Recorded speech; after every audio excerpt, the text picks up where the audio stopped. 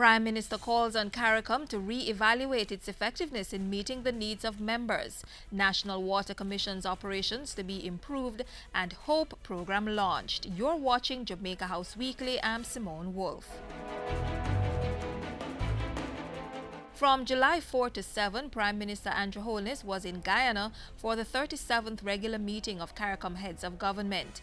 Mr. Holness called for a re-evaluation of the regional bloc's effectiveness in adequately meeting the needs of its members. Pointing to the United Kingdom's recent vote to leave the European Union, the Prime Minister said CARICOM must listen to the voice of its people and respond to their calls for economic growth, security, prosperity, and social well-being.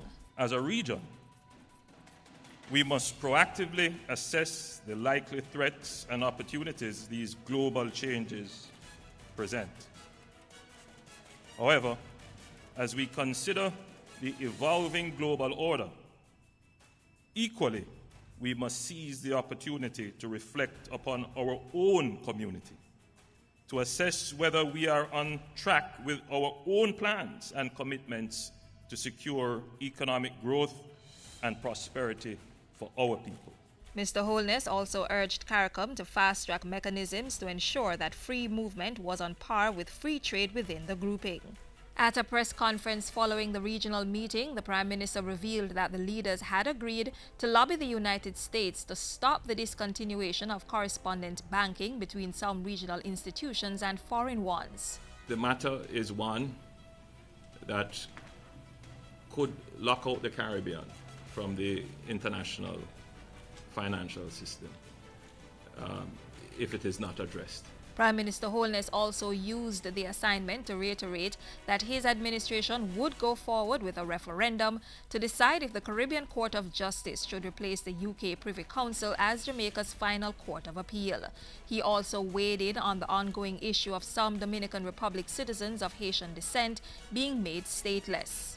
I believe that there has to be greater engagement with the Dominican Republic for them to understand and accept that within this region, the standard that we set for the treatment of our citizens within the region is one which seeks to ensure that all our citizens are captured within a state and are afforded rights. Back on the island, the Prime Minister joined the National Housing Trust in celebration of its 40th anniversary at the Open Bible Church in Kingston. At the function, he announced plans to carry out a strategic review of the entity aimed at improving its operations. That starts with ensuring that the NHT is a strong organization that is agile and responsive to change, that can create the economic basis for building your future and giving hope for your children. By Sunday afternoon, Prime Minister Holness was traveling to Clarendon for the official dedication of the Juicy Empowerment Park. The multi-purpose special events, entertainment and sports complex is free to the public and forms part of the 35th anniversary commemoration of Juicy Patties Jamaica Limited. The secret to growing Jamaica is growing businesses. And growing businesses that have ideas, businesses that can innovate, and businesses that will reinvest in the country. The ministers in the office of the Prime Minister were also on the go this past week. On Tuesday, Minister with responsibility for some portfolios in the Ministry of Economic Growth and Job Creation, Dr. Horace Chang, made his contribution to the sectoral debate in Parliament. He announced plans to make the National Water Commission a more viable entity by allowing Jamaicans to purchase stocks in the company. He said this would allow the water company to get cheap funding and grants while allowing government to retain controlling interest on behalf of citizens. Our primary objective, Mr. Speaker, is to ensure that our customers are protected and the country is served with a reliable and credible organization. Dr. Chang also revealed that 38 water supply projects would be undertaken in this financial year. State Minister with responsibility for works, Everald Warmington, made his sectoral contribution on Wednesday, announcing a program to deal with social and infrastructural development in communities across Jamaica. The Housing Opportunity Prosperity Employment HOPE program will target marginalized groups such as women, children, the disabled, the unemployed, and the underemployed.